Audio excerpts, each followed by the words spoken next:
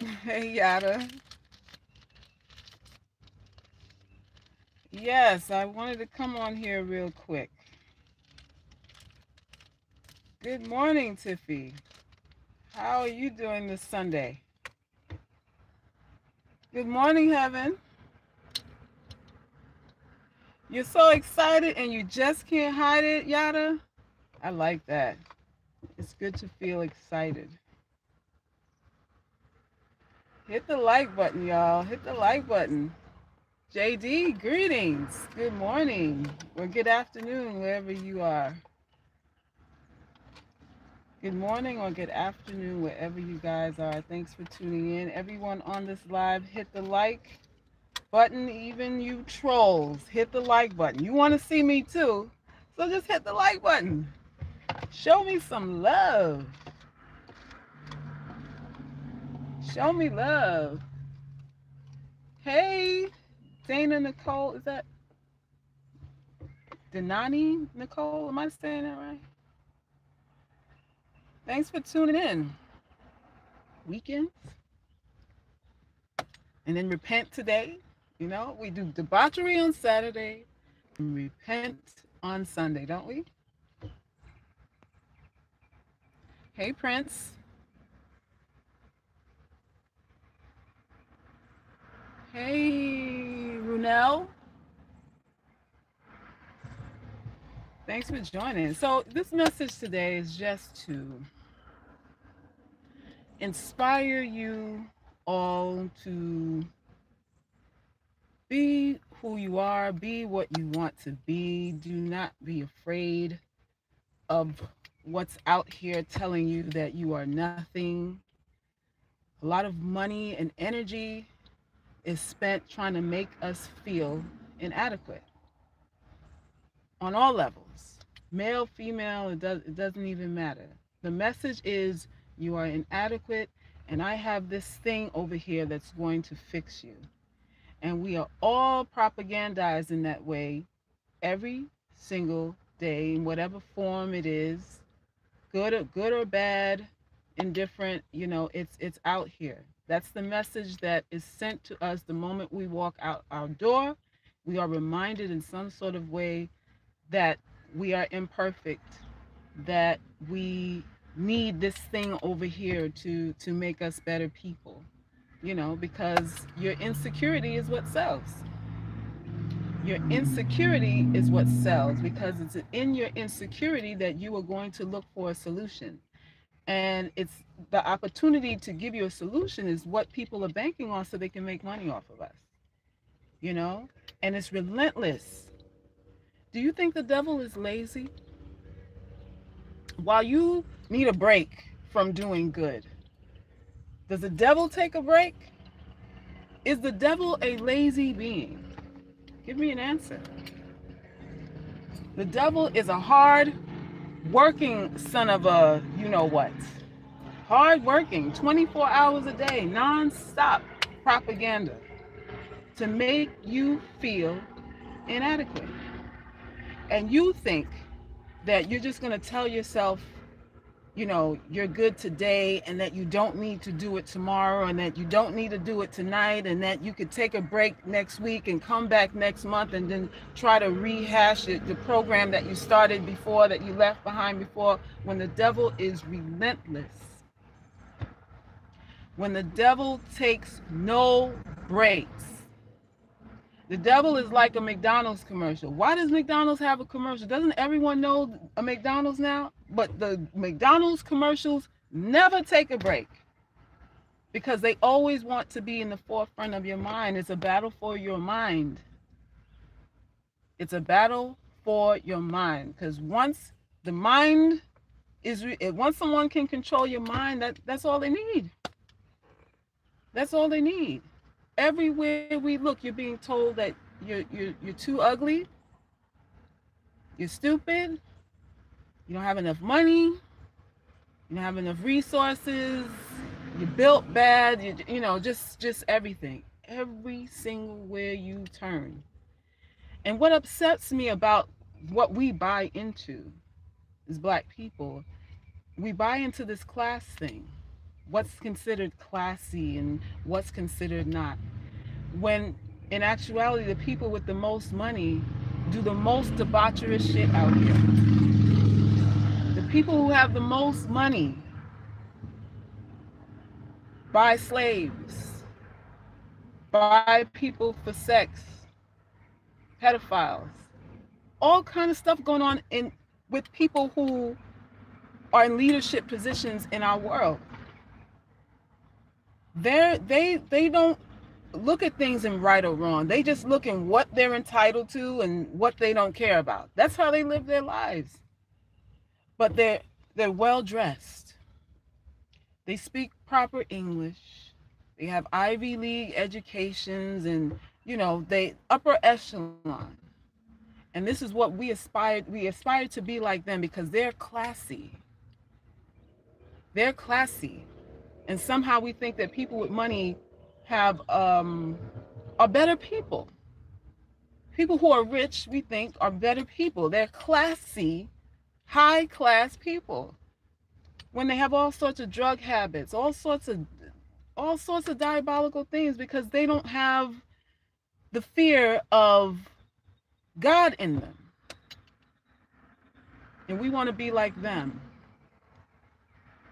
We're striving to be like them. And with class is just about who knows your dirt versus who doesn't. Classy people can pay people to hide their secrets. It's not that they don't do dirt. It's not that they don't do wrong. And most of the times, there's a lot of wrongdoing going on. A whole lot of attending, and everything is going to be okay. So you need money to do all that. You do. But it's the perception of attending, and everything is going to be okay. So you need money.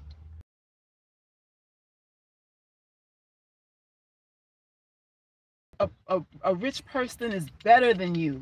That's the fucking part I don't like. That somehow they have better character than you.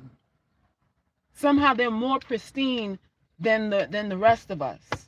And we want to up to what we think they are. When you can live rich in your mind right now. When you can live your life with law and order, where you stand right now, you can have high character and high class right now where you are.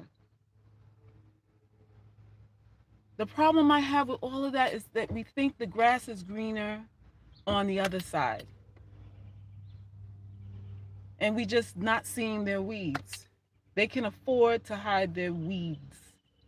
Nobody's better than you. Nobody's better than you.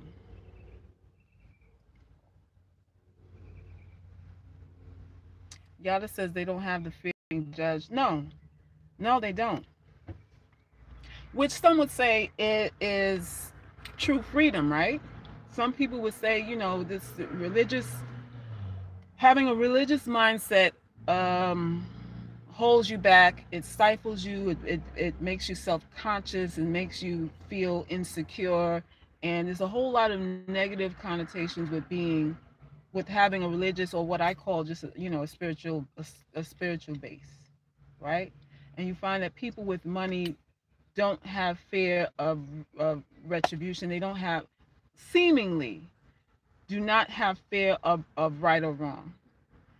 But there's such a relentless effort in keeping us occupied occupied and away from the illusions that they're creating, because they don't want to be found out. So in actuality, this upper crust, these people who 5% who own 90% of the wealth in the world are very frightened of being found out, because there's a relentless effort to keep you delusional, because they don't want you to have the same freedom of thought as they do.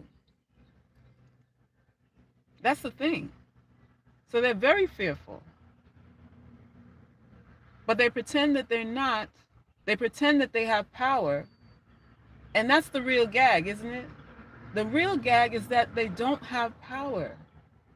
If you didn't need the reason why you need to be manipulated is because that's the way that control is maintained. If it was just if they had true power, they wouldn't need your manipulation to need to manipulate you to control you. If they had real power, but they don't, because guess what? They're like uh they're like Dracula. And Dracula doesn't come in unannounced. You have to invite Dracula in to bite you. You have to invite Dracula in. So, in essence, you're inviting yourself to be used and abused. We're inviting ourselves to be enslaved mentally. We're agreeing. Oh shit. Yo, I think I'm overheated. Again, I was holding it in the direction of the sun, and the shit was like, all right, we got to cut off right now. Sorry about that. I'm back. I'm back. So, like I was saying, we are under these assumptions that there are people better than we are because of all the trappings and what they have. We think people who have big resources and big long money somehow are more favored by God, and all kinds of assumptions, when there's a lot of things done privately, and because they can afford it, you'll never know about it. You're not within the circle of privilege to really see the debauchery that's going on. That's what this thing is. So I invite you to decide that you are a high identity person, regardless of what state you are in economically right now, whatever challenges are going on with you right now. I invite you to decide that you matter, your life matters, that you are going to identify what your purpose will be in this world, what your mission and your purpose will be in this world, and you live by it. You simply live by it, because this is every person living, and has consciously in your mind, you have a right to do so. You have a right to do so. Stop thinking that everyone is better than you. Stop, this competition thing pays. Creating competition pays bills, because this means now that you and I are separate, and now I'm going to pay and put all my resources together to get to where you are. But if there wasn't any competition, then what is my incentive to want what it is that you have? You see what I mean? Competition makes money. Competition makes war. Competition is what causes good and bad and right from wrong. It's competition. That's what it is. It's competition that makes, black women think they have to look like white women, that we have to compete with them to get men and all that stuff, or compete with dark skin, got to compete with light skin and all that kind of stuff. These are all made up. These are all made up constructs. You got Pepsi over here and Coke over here. What the hell is the difference? What's the difference? You got Democrat and Republican. What's the difference? What's the real difference?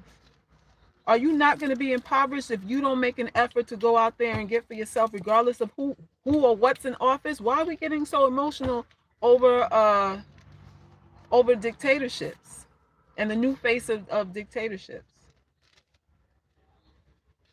You are in more control of your life than you're really accepting.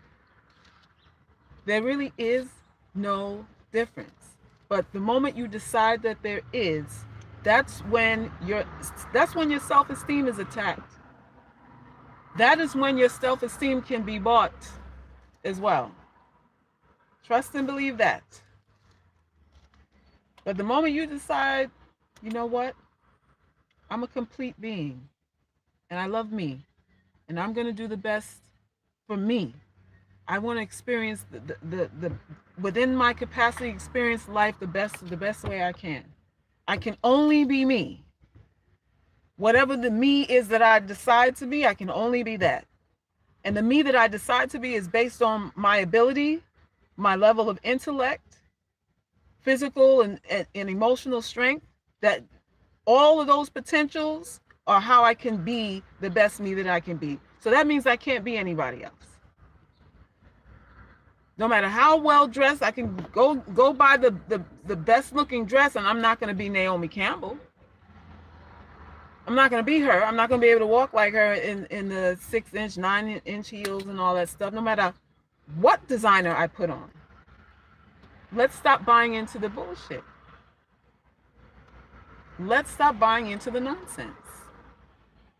You have an obligation to live your best life. You do. You do. But by not comparing yourself to everybody else, that is the trap. That will always make you feel less than. It always will. Hey, Mary. It always will. There's nothing good about competition at all, other than making you feel bad.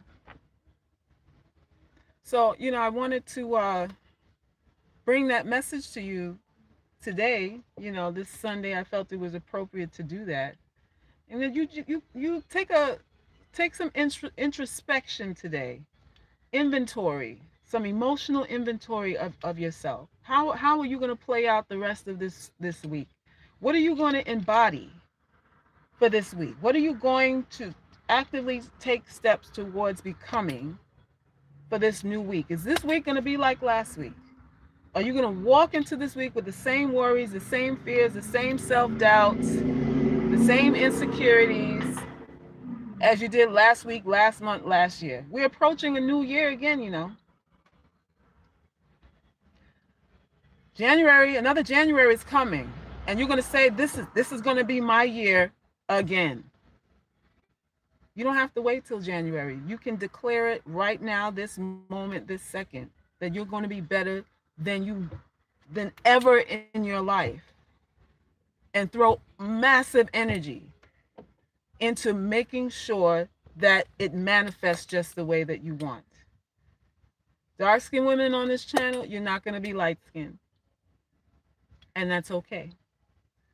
You're not going to be, and it's okay. And it doesn't mean that you're less than. It doesn't mean that you on some low totem pole of social, the social hierarchy has placed you. That's an illusion, and it only becomes real unless you accept it. It only becomes real unless you accept it. Anything, any ideology out here, anything that's a collective belief only becomes real to you once you accept it also.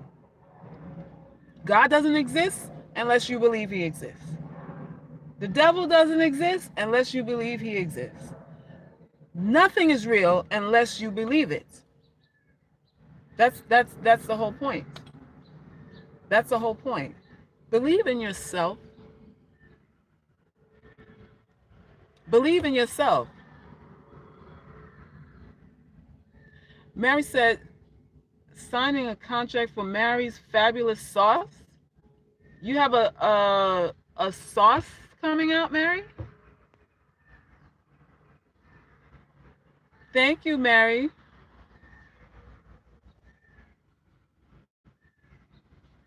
It's going to be all right. Yes, it is.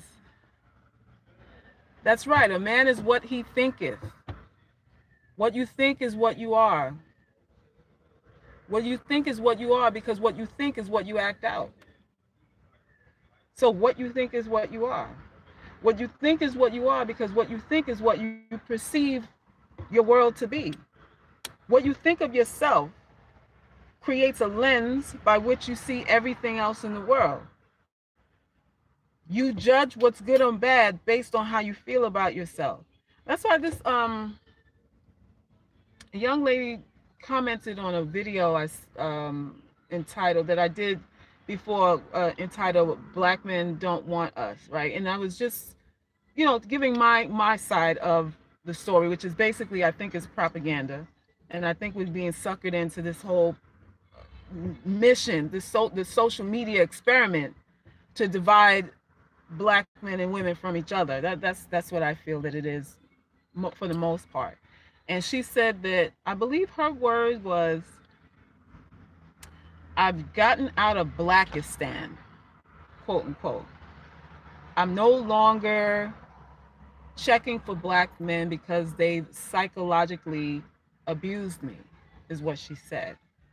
So she said also that she didn't feel it had anything to do with an agenda. She just felt like, from her own experiences with black men, she no longer wants to deal with them because of the emotional abuse. And my response to her was this: the common factor in any relationship is that you are bringing yourself to it. And psychological abuse, you're blaming color, a man's skin tone, on the fact that he psychologically played games with you. And to me, that's such a blanket.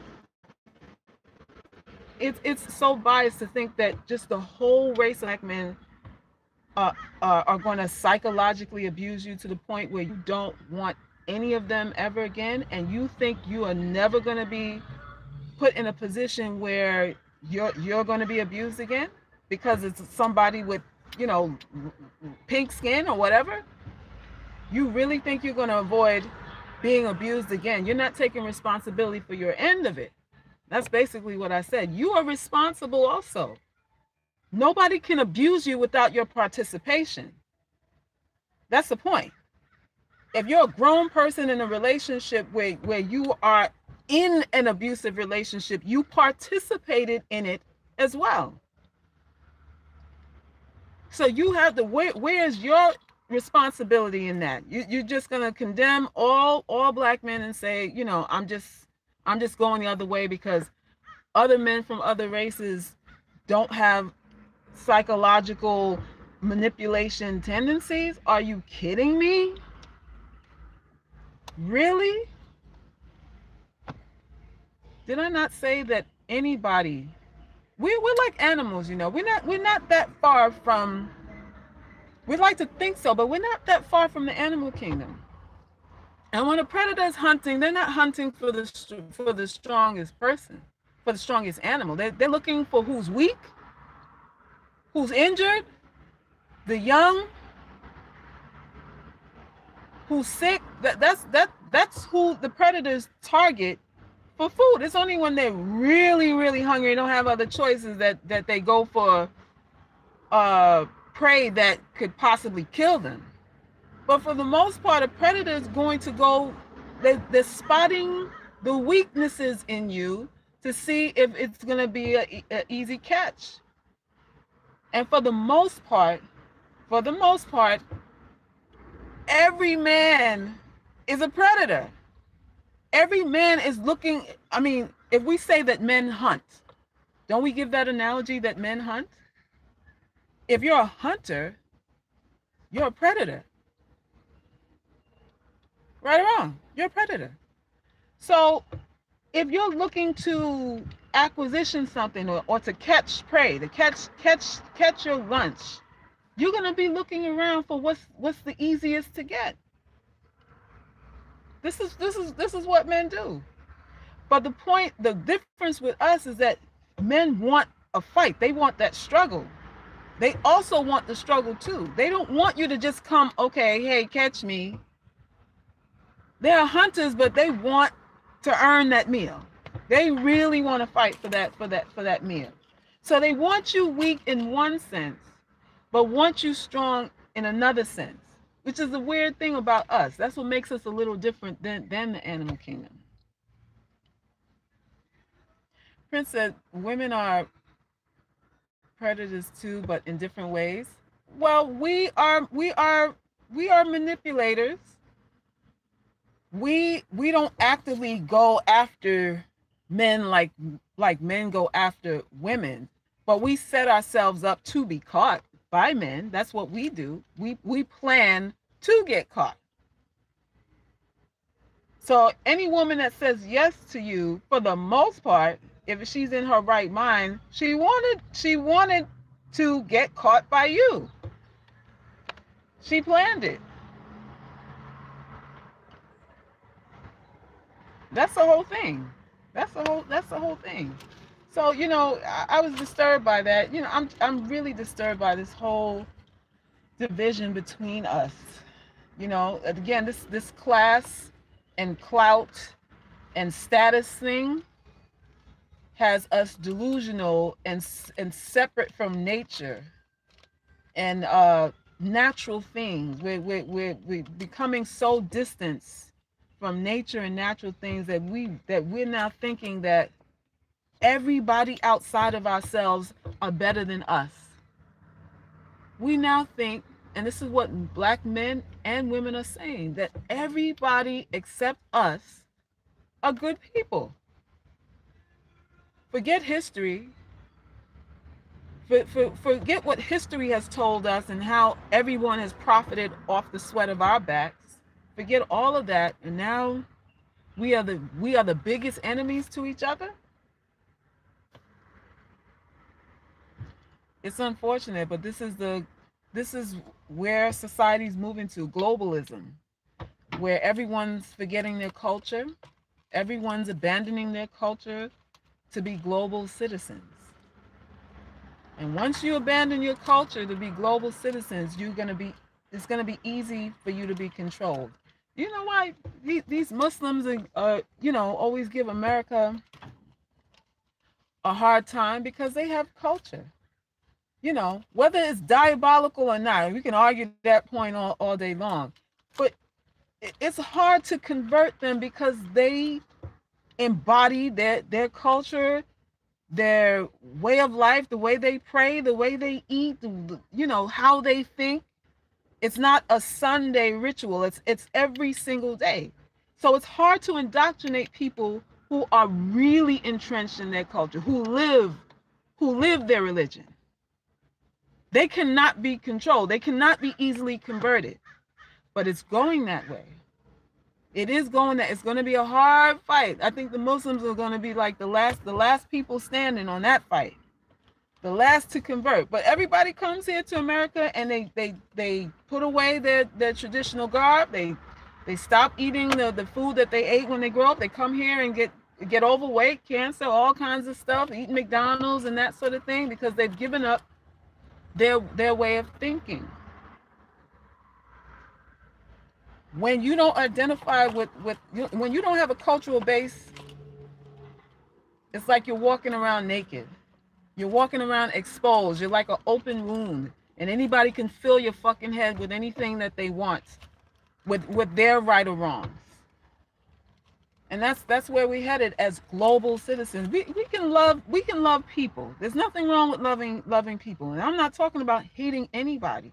But when we do not have a foundation rooted in our own culture,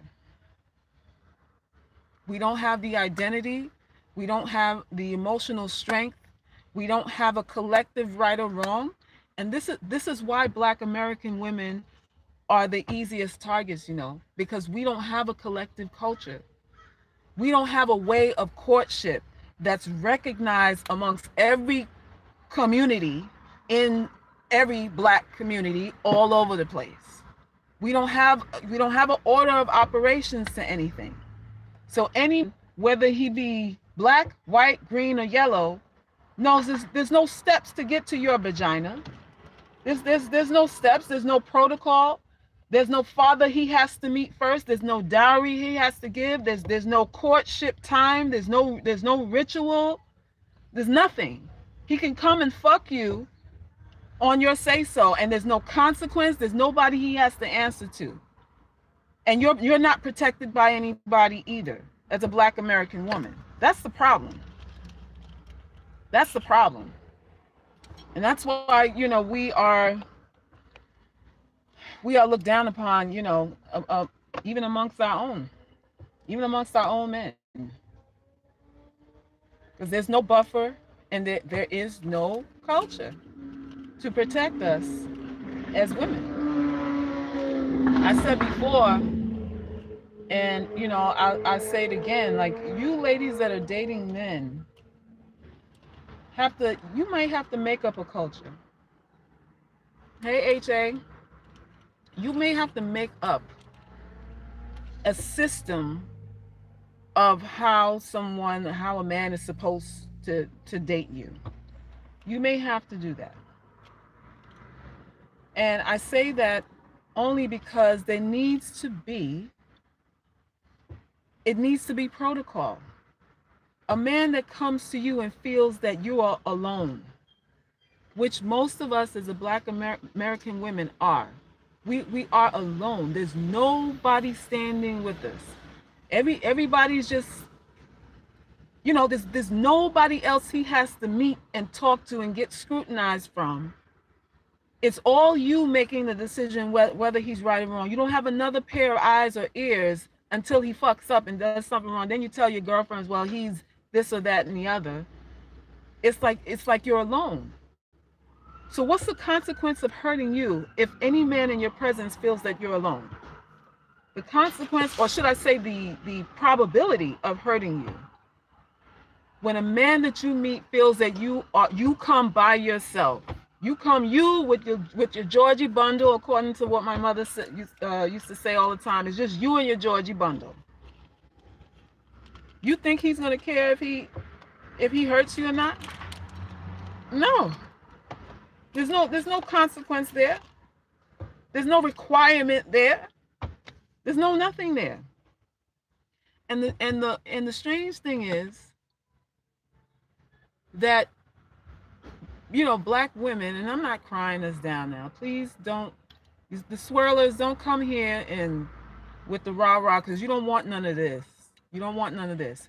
What I'm saying is that when you go to white men or Asian men or Indian men or whatever, you usually go into people who have a system of thinking. That's why you're attracted to them, because they have some order to their lives. Like, as you say, these men believe in marriage. They believe in family. Then that has to do with culture. If they believe in marriage and they believe in family, what you're saying is you want to go to men who have a cultural base. And you're also saying that Black American men don't have a cultural base, and that's what's going on. That's the problem. So you see what's going on here? But who establishes culture in any society? It's us. It's women. It's women. So if we as Black American women, Black women living here in America, say collectively, like, okay, this is the order of operations. This is how we should vet our brothers. This is how we should conduct courtship. This is what is required to be married and have children. And we create a system amongst ourselves. It's going to be hard for a lot of this bullshit, this foolery, to go down. It's going to be hard for that. In every society, it's the woman that upholds the culture. Men may dictate what it is, but it's the woman that enforces it. She's the one that teaches her children it. It wouldn't go any further than a man's mouth if the woman didn't co-sign on it and say, okay, I'm going to do it. We're the one that runs things.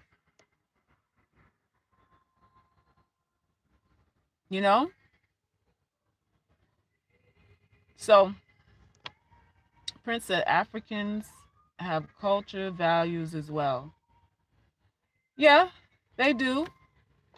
They do. And I've said before that African men will come over here and try to abuse and use Black American women too. We are easy check or easy lay or easy green card or whatever it is for them too when they're trying to come up. We're come up to them too. So they don't even come introducing or wanting to mesh their culture, show us a cultural way. They come trying to exploit as well, because we you know, there's no steps. Again, there's no steps for him to come inside in between your legs. There is nothing he has to do other than tell you you're beautiful, and he can enter your body. That's all he has to come with, because you're independent and you think that's the most honorable thing you could do is make your own money. When in relationships with men, it really, that's not a deciding factor in anything unless he doesn't have money of his own. And if he's with you because you have money, that's probably why he'll cheat on you faster than anybody else too, because you're really not his type. You may have money, but you're not his type. That's another problem.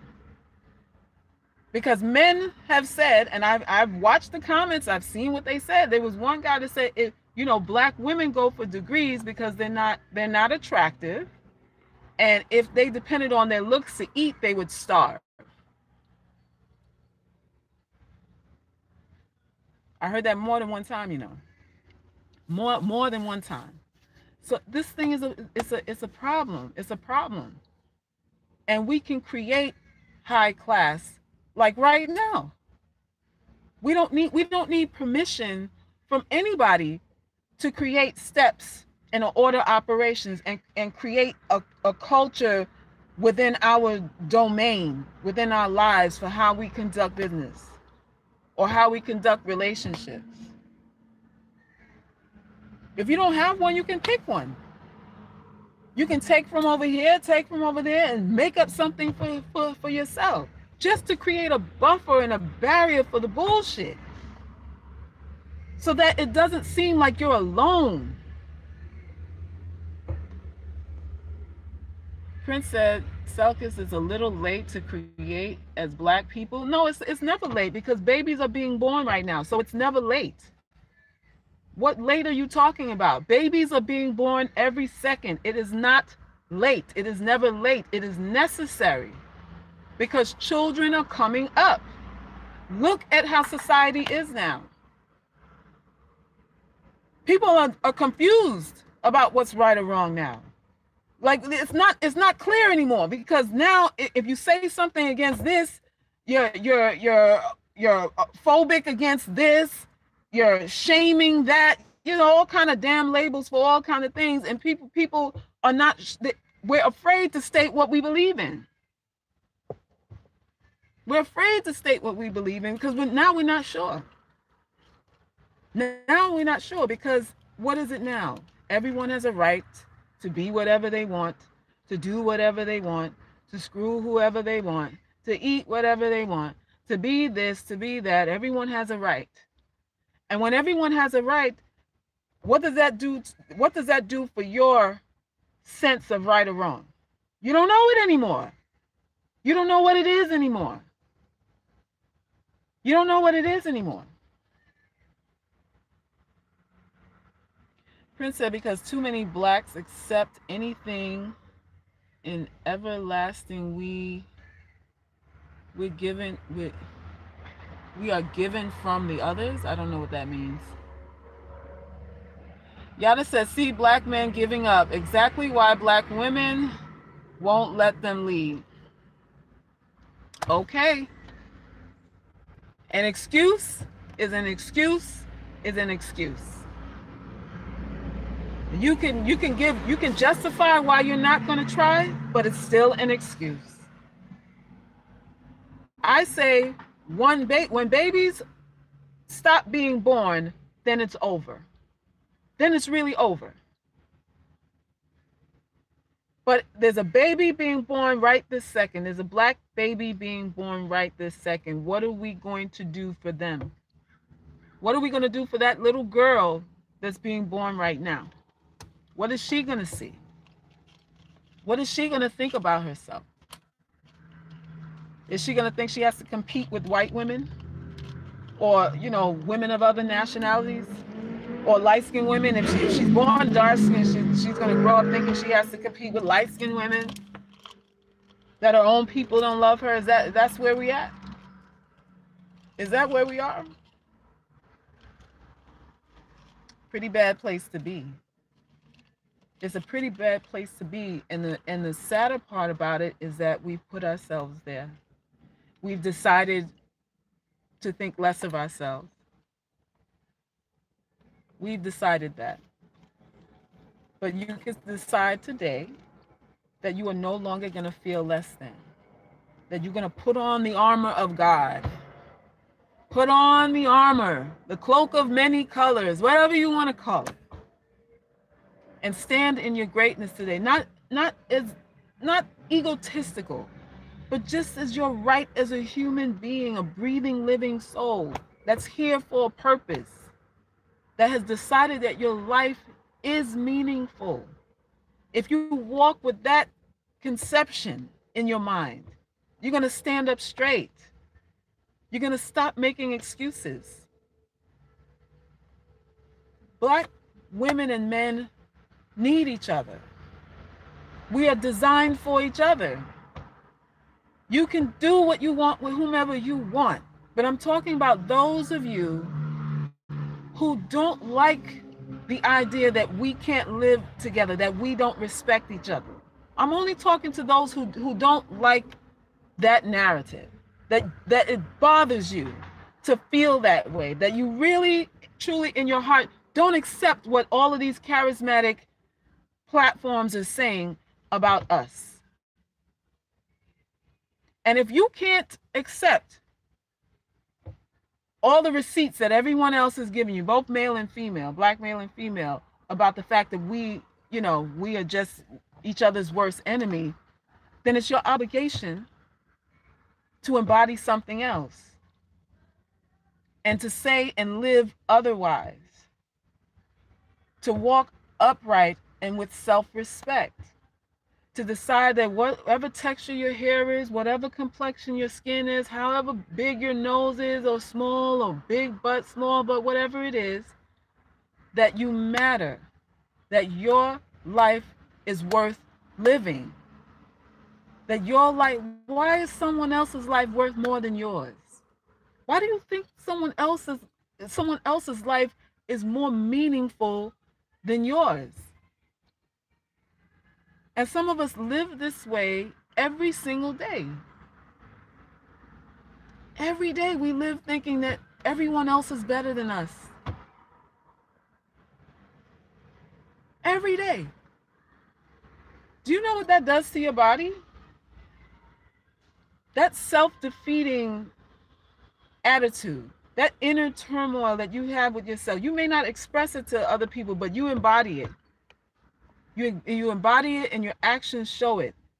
And you're destroying yourself slow. It's a slow death. You don't like yourself. What do you say to your organs? What do you say to your heart? Your heart that's beating for you, that's keeping you alive, knows that you feel like you're not shit. And that heart is supposed to keep beating for you. Your liver is supposed to keep functioning for you. Your kidneys are supposed to filter out waste to make sure that your blood is clean, even though it knows that you feel like shit. So your body's supposed to ignore how you feel, when this is how you feel when you wake up, how you feel when you go to sleep every single day, and you feel that it's not going to affect you. It doesn't work like that. Body, mind, spirit. Everything it's a loop. Everything depends on everything else. If you have dysfunction, you better believe there's some dysfunction in here too, and in your spirit too. That's how this thing goes. And if you say that, if you're black and you say that black men ain't shit, you're saying that you ain't shit either. I don't care how you spin it. I don't care how you spin it. You are saying that you ain't shit. It's all connected because the black man is a reflection of you. You give birth to men. You give birth to them. How are we doing this? It's a slow death. It's a slow death. For me to say black men ain't shit, I would have to rebuke my father, my father's father, all the men in my life. I would have to acknowledge that I'm a mistake too. Do you understand that? I would have to acknowledge I'm not separate from that. If he isn't shit, I'm a product of that too. Because the black man that's responsible for me being here obviously ain't shit either.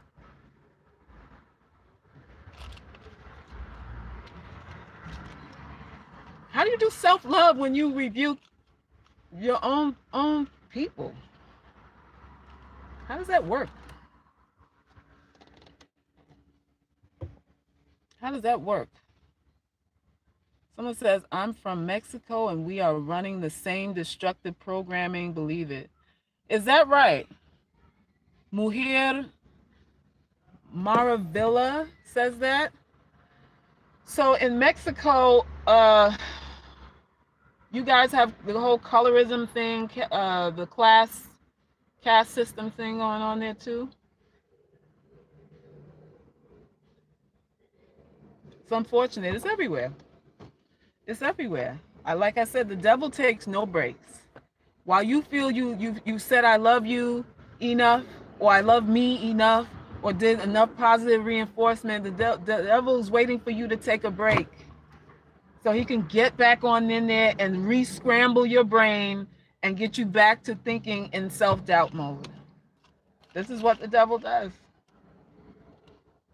The one thing I'm sure of in this life and in this world is people who have accomplished things are not lazy people. People who believe in what they believe in and who feel that they're entitled to what they want are not lazy people. They will work and toil 24 hours, 7 days a week. They'll not see their families. They'll go off wherever they got to do and whatever they got to do to get what it is they want. They will do it. They will do it. Meanwhile, you reserve your energy for Sunday service, and that's all you're giving to it. Or your whole energy is just for the weekend, or just when you have time, just when you have a break here or there. You might do something, and you think you are going to counteract the energy of the devil when the devil rules Earth here. How, Sway? You have to be just as fanatical as the devil, because the devil is a fanatic. The devil is a fanatic. Trust and believe. A fanatic for what it wants. Oh yeah.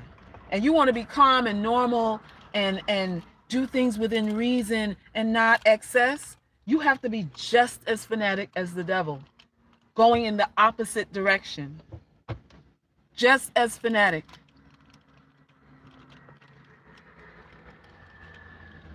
Prince said the devil's descendants are white.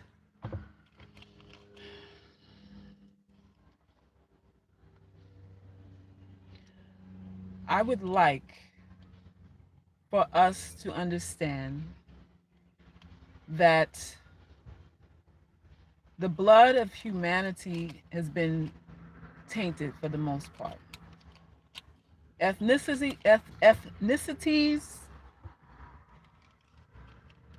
for the most part, there's no race of anybody who has not been blended in to some level with some other race, right? And the devil, as we like to call it, walking to and fro and up and down in the earth as a man, had children, a whole race, duplicated himself, and them children, in my opinion, are spread throughout the world, everywhere. And that means that anybody, no matter what they look like, can be a descendant of the devil, no matter what they look like. So for us to think that it's just someone who appears to be Caucasian, that's not a smart way to think, because there are many Black people who are just as evil, just as diabolical as any other race. Every race has the potential. Every race has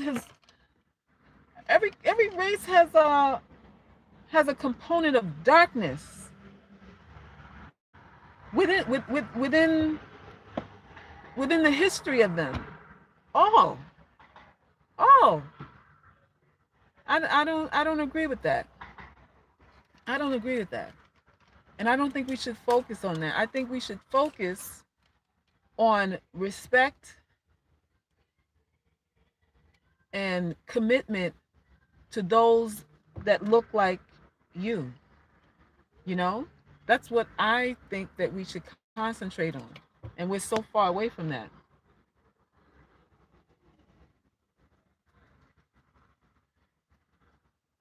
Mary says, got that right. Up at 4 a.m. grinding, not no time for whining, complaining, just doing it. Yeah, there really is. There really is. We are professional complainers. Black people, for the most part, are professional complainers and blamers. We don't take action. We like to have dialogue. We like to have the conversation. Don't you hear that all the time? Well, we need to have the conversation. The conversation about what? Why do we still need a conversation? Because a conversation makes it seem like something's being done when it should be done. But a conversation. And the conversation, for the most part, is just entertainment. It's just entertainment. I say that black men lead, and they have an excuse for that. I say that black men don't lead, and they have an excuse for that. It doesn't matter. It doesn't matter what you say. It doesn't matter what side you go on. Someone always has an excuse, because the excuse means I don't have to actually do anything. The excuse is better because it separates me from the responsibility that you're putting on me. This is why people like to make excuses. This is why men like to make excuses. It's good. Yeah, I hear you, but. Yeah, I understand you, but. And nothing gets done. Like I said in the previous slide, we don't have no soldiers now. We don't have soldiers because men want us to be equal to them. How do you defend me if I'm equal to you? How do you feel compelled? Tell me. How would you feel compelled to protect me if I am equal to you? If I'm equal to you, you're expecting me to pick up a gun just like you. You're not compelled to make sure to defend my honor, my position, my anything. Because I got to come with half. I got to come with my ball swinging just like you. You see the problem in that? That's a problem. Prince said, but there's no excuse for gays. They just do it. What are we talking about? We're not talking about gays. We're talking about love amongst us. We're talking about living in honor, living with self-respect, and really acting that out. And stop crying down the reflection of yourself. The black man is a reflection of me. The black woman is a reflection of you. I mean, that's how we compute this thing. For you to say, I totally cut myself, I dissolve myself from all connection with what is a reflection of me, then when you look in the mirror, what are you saying? When you look in the mirror, what are you also saying to yourself? Are you really saying that you love yourself? Really? How?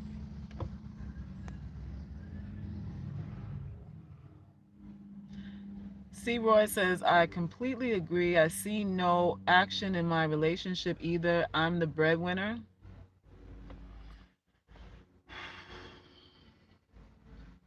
When you are the breadwinner as a woman, you're taking on the man's role. You are the pants in the family. You are now the defender, the protector, the provider. He is not. He is not. He has not earned that position. He doesn't want that position. He's not incentivized to protect, defend, and provide for you because you're doing it yourself. So what is his purpose now, C. Roy, if he's in your life and you're taking care of everything? What is his role? How do you define that? If something happens to you, if something happened to you today, I don't know if you have kids, would he be able to take responsibility without you bringing home the bread? Would he be able to kick in and take over and see about things that, God forbid, you ended up in the hospital or disabled or something like that? What happens to your family? What happens to you? Because you got a lazy man on your hands. You have a man who's not crossing his T's and dotting his I's and making sure that the life and livelihood you're supposed to be creating together is sustained. If a burglar came into your house, you as the breadwinner got to go get the bat, not him, because you're the one showing more strength than he has. He may run away. That kind of mentality of man will run before he protects you. He'll run before he gets in front of a bullet for you. And that's what you fuck every night? If, God forbid, all the grocery stores were locked down because of some I don't know, atom bomb or some kind of apocalypse came on, and you had to get in your stash, let's say, because some people have like an emergency stash. He'll be eating the beanie weenies behind your back while you're saving for your kids to make sure your kids eat every day. When you turn your back to pee or to go outside and make sure it's safe for your kids to go outside, he'll be in your stash eating your Franken beans and your sardines while your ass is out there patrolling your house with your gun. That's what he would be doing. That's the kind of man you have. Because a man going out to earn a wage, that's how he protects you, you know. That's not him being a simp. That's how he protects his investment, which is you. And if he's not in a position where he's even incentivized to do that, then you're on your own. You're on your own.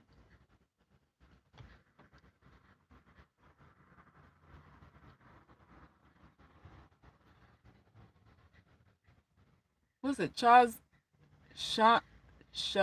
I don't know what your name is. Having a job and making more money is not assuming that a man will not protect you. You're not, no.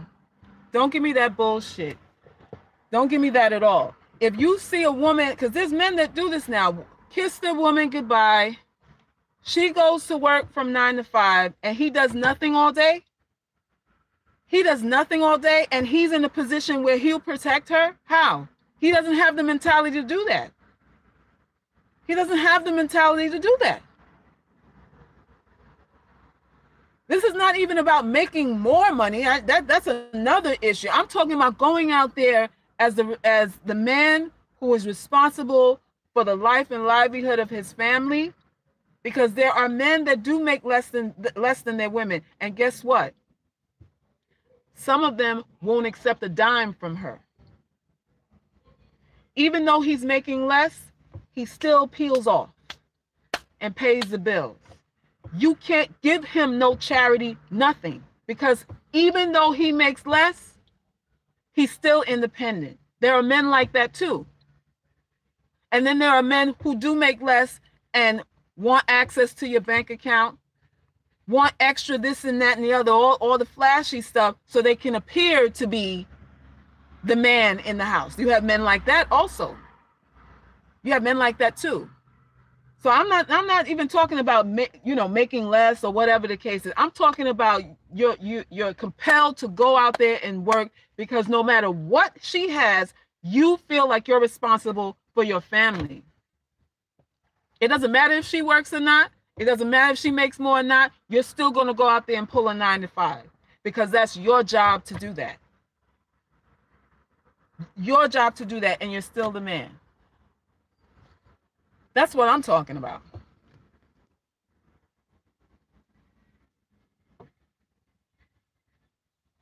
No, I'm not talking about a small collective, Prince. I'm not just talking, I'm talking in general. This is general statements. It's not about a small collective of anything. Not at all. This is an issue. This is an issue. Men don't have the type of pride.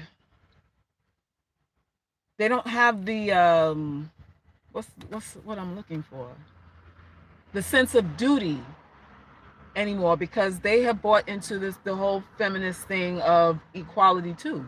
This is the problem. Men have bought into it, and they're feeling the residue or the kickback from it, and they're complaining about women. But if she's equal to you, she doesn't have to listen to you. She doesn't have to be faithful to you. She can be and do everything you do. And that's exactly what's happening. That's exactly what's happening. And now you're complaining. We have equality, and you guys are complaining. You have to pick a side. You have to pick a side and pick what you want to do. Why does everyone go so hard on black men? What do you mean going hard, Prince? Who's going hard on black men? I'm talking about both of us. I'm talking about both of us right now. Men in general are supposed to lead. Leadership has responsibility tagged to it. Leadership means that in a way you're God. That doesn't come with no responsibility. That comes with a lot of weight. There's a lot of weight on your shoulders. A whole lot of weight on your shoulders. God said you men have to work by the sweat of your brow. That's your curse. Accept it. Nothing we can do about it. That's what you have to do. You are the workhorse for society. Yes. Yes, you are a check. Yes, you are that. And as I said in the previous slide, our curse is that we have to obey you. But I'm not obeying a man who isn't working by the sweat of his brow. You can believe that. If you are not working by the sweat of your brow, you haven't earned me to be your helpmate. I don't have to listen to you. That's the point. If I'm working by the sweat of my brow and you're at home, how, Sway? How? You're not doing what you have been assigned to do. Nothing can be done about that. Nothing that can be done about that. You must work by the sweat of your brow, and you need to accept it. You need to accept it.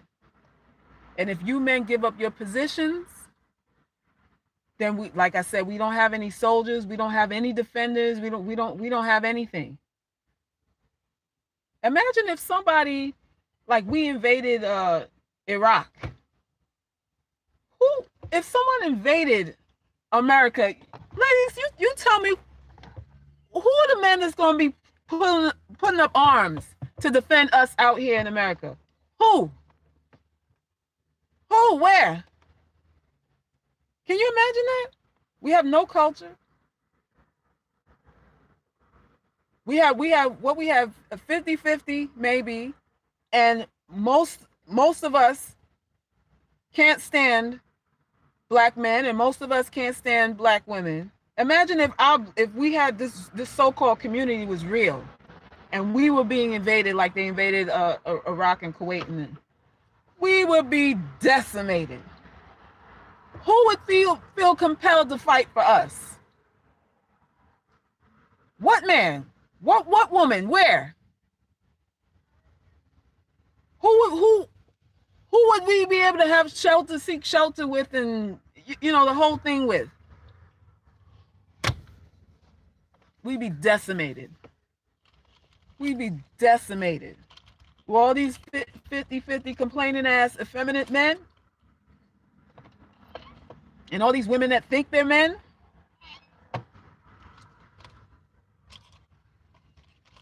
No chance, no chance in heaven or hell for us. No chance in heaven or hell for any of us. That's the point. That's the point. We gotta get it right though. We gotta get it right. And it starts with each of us. It starts with each of us. And we don't have to buy into the propaganda. We don't have to buy into what people are now accepting as reality or accepting as truth. Because the power of propaganda is that we're being told what's true, and we're not fighting against it. We're believing it. We're believing it. We go to the library, we look up statistics and books from authors from, I don't know, 60s and 70s and all that kind of stuff, and we're taking what they say for face value. Like if it's the unadulterated truth. Like if any of this information has no hint of biasness in it. How? Do you know who works at the CDC? Do you know names? Do we know names of people who are taking these polls and these stats? Do we know if they're married?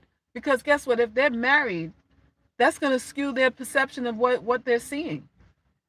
Do they have disease? Do they have STDs? Because if they do, it's going to skew their perception of what they're tallying up. But we believe the them that we don't see.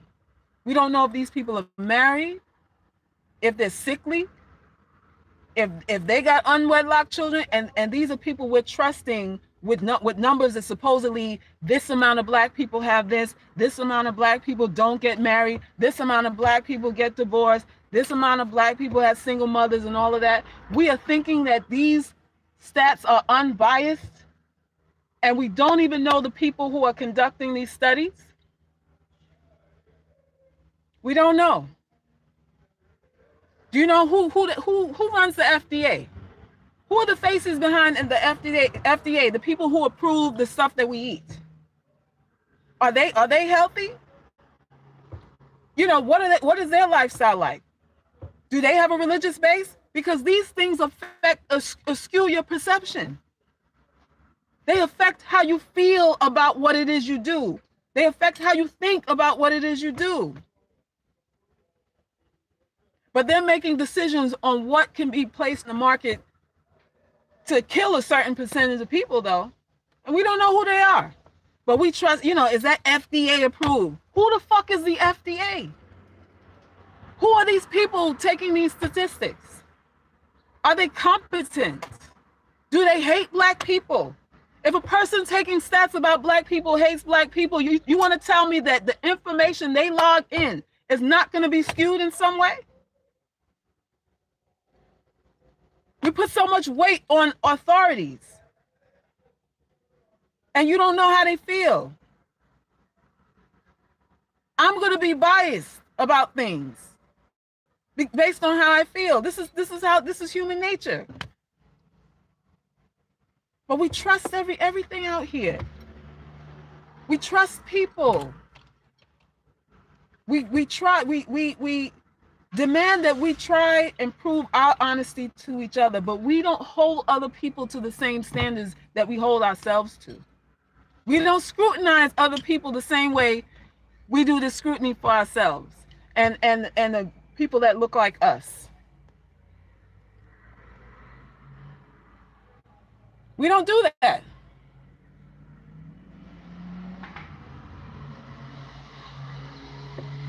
And we talk about all of this injustice and all of this turning your backs, and we trust everybody else. Because for you to turn your back on a black man and say that, white men treat you better, you're giving every white man the benefit of a doubt, because you don't know every white person, but you feel like the odds are better with them than they are with your own, and you think you're not including yourself. Like you're not included in that? How?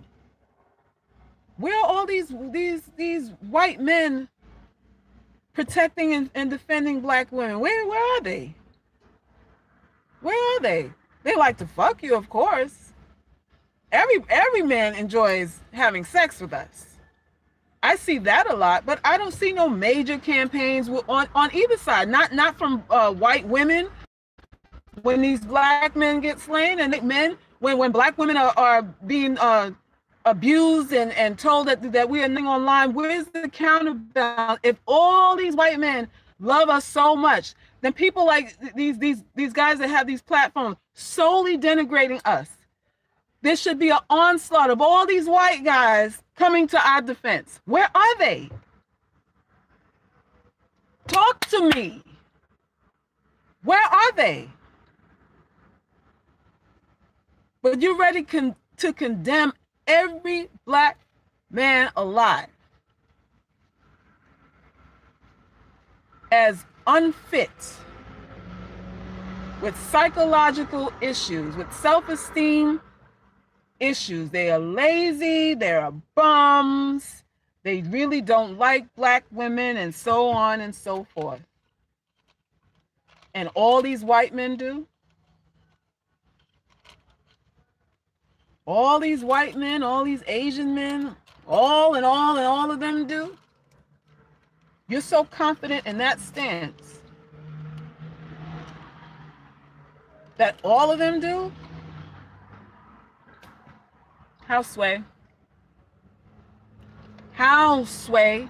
Talk to me. And I'm talking to you as a black woman, as a dark-skinned, knotty head, Nubian features. There's nothing ambiguous about me. And I've lived this life being condemned, ridiculed, made fun of about my features by my own people for pretty much my entire life. And I still stand here today, or sit here today, and say that I love who I am, and I love the skin I am, and I love what I come from. And I respect myself and the history of my people. I still say that. I have all kinds of justifications to say, you know what, fuck black people. And not only the black men, but the sisters too. Because sisters are some phony asses too. They perpetuate this whole, division between light and dark, knotty head, wavy hair, and all that kind of stuff. It's not just the black men that do this. This is why I have no dog in that race. Because black men will say what they say, but sisters are right behind them. Sisters are in the background supporting the shit too. This is what we do. This is the real deal. So it's a sickness all around the board. It's not just them. If they have it, we have it too. And I'm telling you that on both sides, it's happening on both sides. And it's a sickness. And we have to heal that. We have to heal that. I'm saying that I'm not defined by what anybody thinks of me.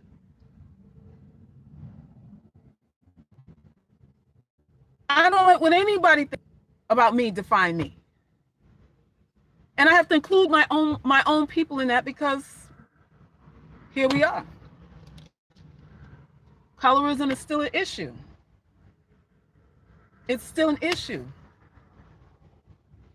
And we have to clean it up. Walk in your light. Walk like your life matters. I can't worry about what anybody else openly thinks or is hiding, because you have people that openly stuff, and then people hide how they really feel. There's a whole lot of that on both sides. Both sides. So the only thing that I can do is walk in my own light and share that light with you and other people, to encourage you to be what it is you are, and be an example of the respect that you that you want everyone to feel about you, including your own. Including your own.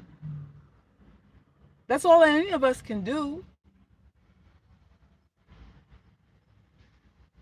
My mother didn't make me by herself. I came from a mother and a father. And I respect and love and appreciate them both, because both of them are the reason I am here. Both of them are the reason that I am here. And we have to respect who we are. We have to have respect for who we are. We're a joke to a lot of people. We're a joke to a lot of people. Just because a man desires to fuck you, there's no honor in that. There's no honor in that. And I see these sites, well, you can date whoever you want. What the fuck does that mean? Date whoever you want means what?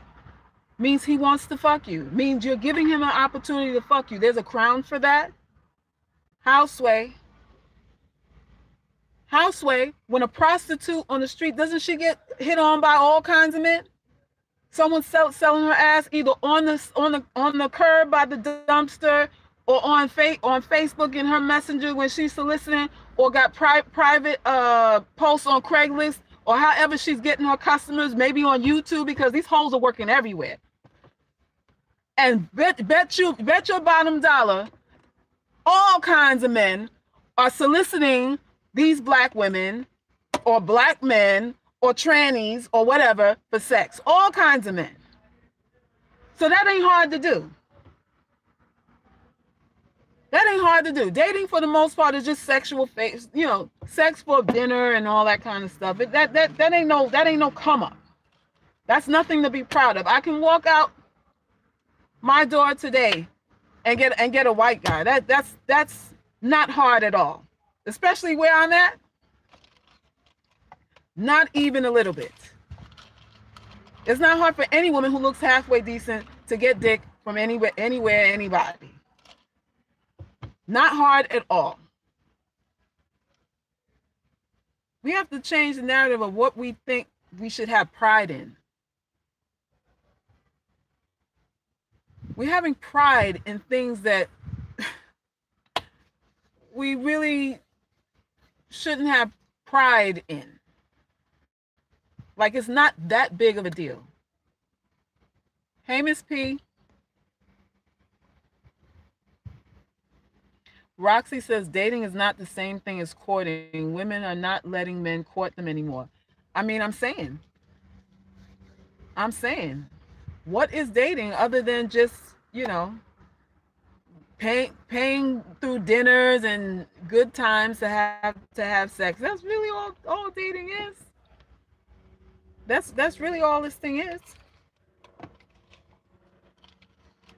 That's really all it is. So if you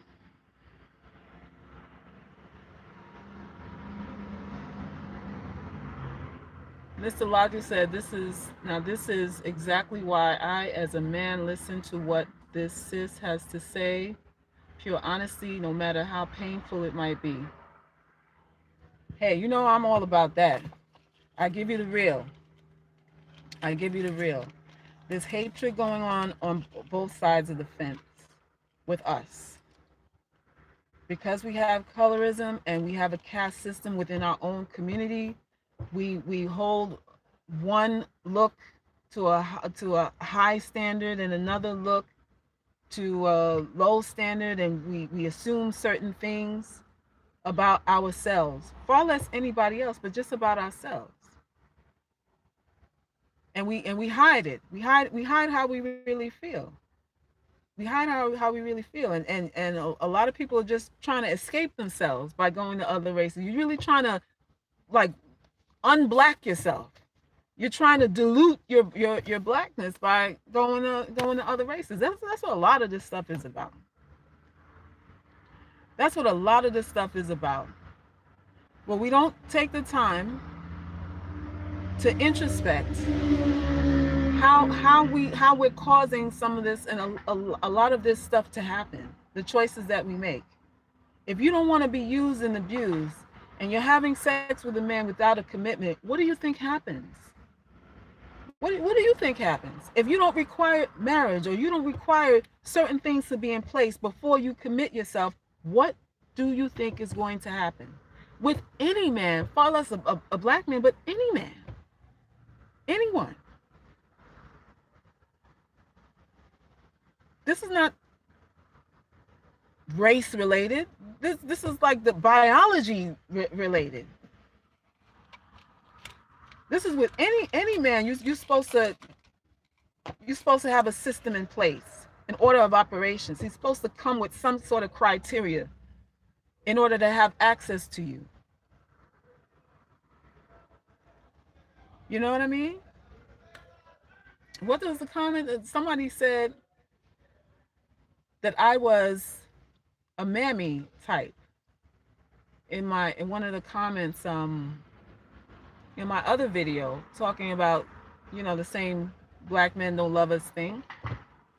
And she said that they don't love you because you remind them of a mammy type of woman. A lot of times people say things and they direct it at other people when it's what they feel themselves.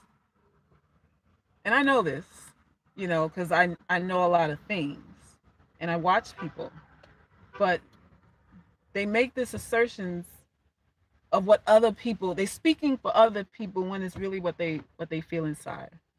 And a lot of black women feel that way about other black women.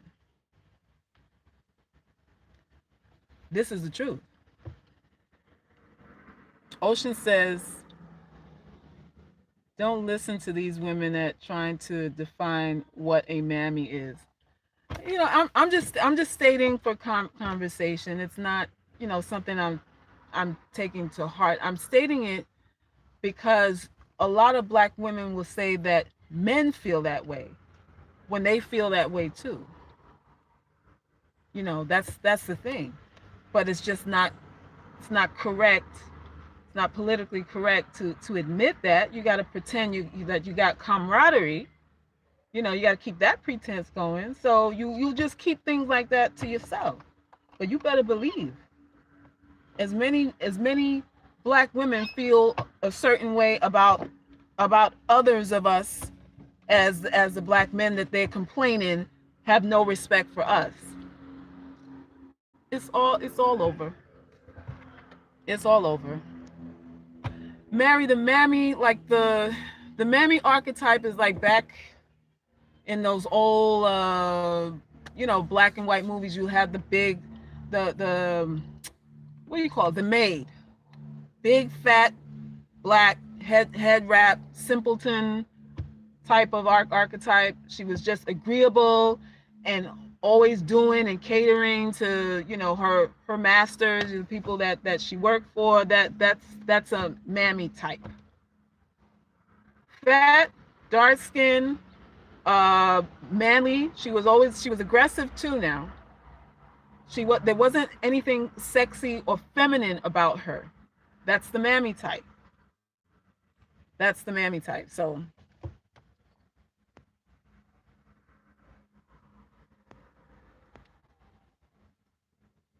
Prince says black women make themselves available to other men, but make black men work hard for them. Well, I think we can blame both sides for that. I think we can blame black men for doing that, for not requiring other races of women to come with all this criteria that they expect black women to come with. And black women are very immediately smitten with men from other races that show interest in her. So I think it's both sides. I don't think it's one or the other. I've seen it in both sides. Where we, if we're doing a comparison, we have to come with all this extra stuff that an average looking white woman, real average looking white woman, is not required to have. And the same goes. A lot of these white men, All they have to do is show some interest, and you are like, some of these girls are like on cloud nine just because he wants your phone number. Like, you ready to make babies because he's asking you for your phone number.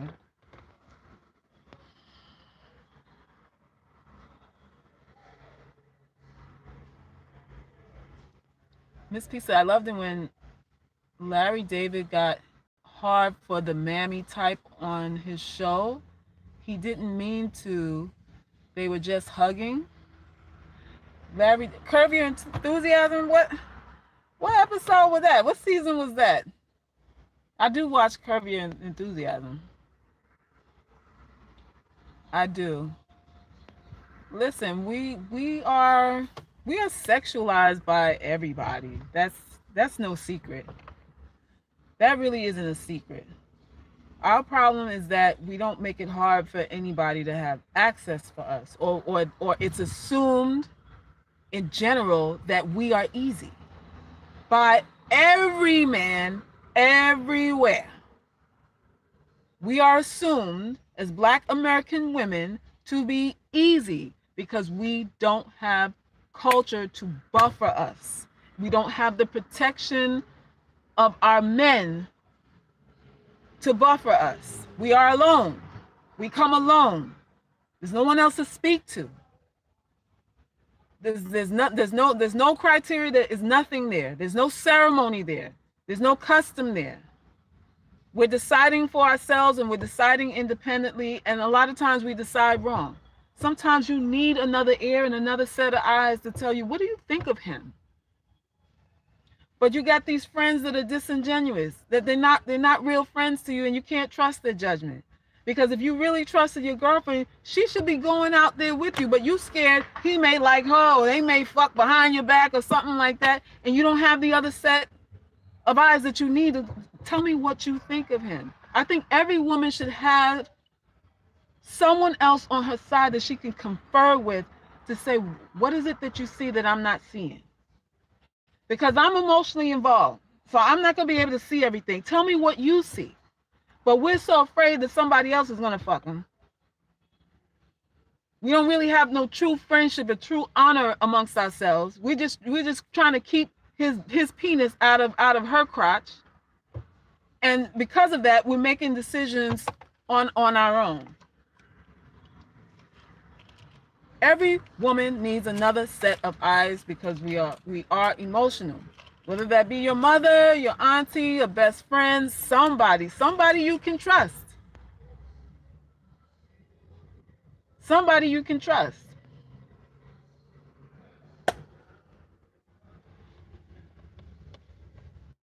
Roxy said, yeah, you got to be careful with friends. My homegirl slept with a guy like behind my back. She gave it up on their first date with her. Oh, Lord. You see what I'm saying? You see what I'm saying? Until we get like true sisterhood. Like true sisterhood. If we had true sisterhood, a lot of this nonsense would not be happening.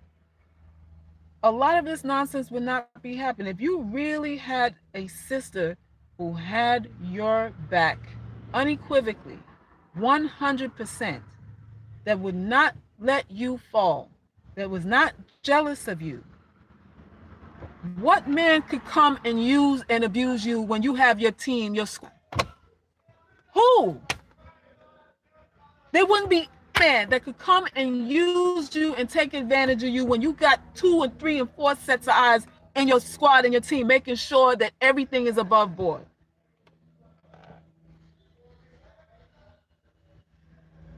Nobody.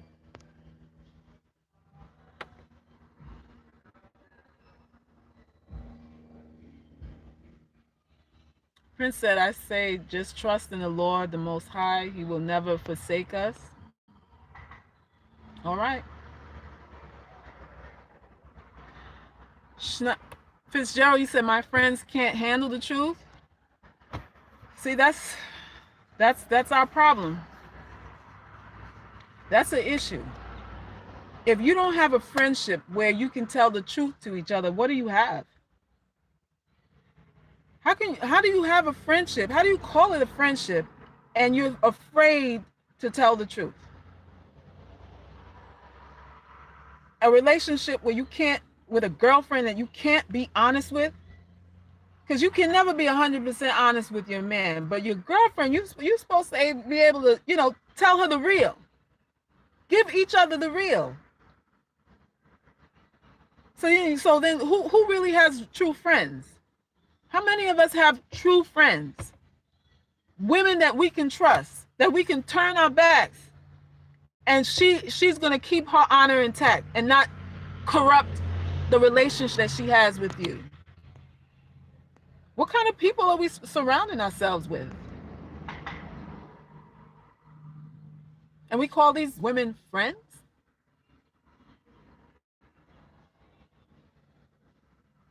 It's a mess out here, y'all. It's a mess. So I'm about to end this live. I wanted to come on here and give y'all some inspiration and encouragement and some things to think about for the coming week. And Brent says we don't have any friends. Hey, okay. I received that too. We don't have any. We don't have any. If we do, we do. But take a look at your life. And I want you to decide what you're worth. And once you make the decision that your life has a purpose, other than eating and shitting, other than eating, fucking, and shitting, like your life has some sort of purpose, I want you to start living that and embodying that so that you can be an example of what you want people to think that you are. Like you can live in that example. And then anybody that comes in your path, have biases, you will be the one to change their minds about what we are, about what we are. You'll have the opportunity to do that. Instead of co-signing on what they say we are, you define it. And you'll be the one to say, wow, that person will say, I'm rethinking thought about you all. You can be that. You can be that. Just decide what it is and understand that it's going to take work because the devil's working right now. The devil's going to be working tonight. The devil's going to be working Christmas Day. The devil's going to be working New Year's Eve. The devil don't take no breaks. They don't do no Ash Wednesday. They don't do nothing for Lent. He don't do nothing. He don't stop doing nothing for Lent. None of that. 24 hours a day, and you need to have your energy up, your antennas up the same way. The same way. All right? So, that said, I'm sending love you guys' way. I appreciate you coming on this live. Understand that I am available for private coaching. If you need it, I am here for it. This is just a taste of what I am and what I do. And I will put all the links to get in touch with me in the description box. I'm an artist also. Check out the art site if you like. Buy if you like. Whatever. I love herart.com. And spread the word about this. This is a ministry here. Spread the word about me. Let other people know. Subscribe to the channel. Like the video. Help out. Help out. I'm not doing this because I want to be seen. I'd rather not be seen, but this is something that I have to do. This is what I have to do too. So it is what it is. It is what it is. So I love you guys and enjoy the rest of your Sunday. Peace.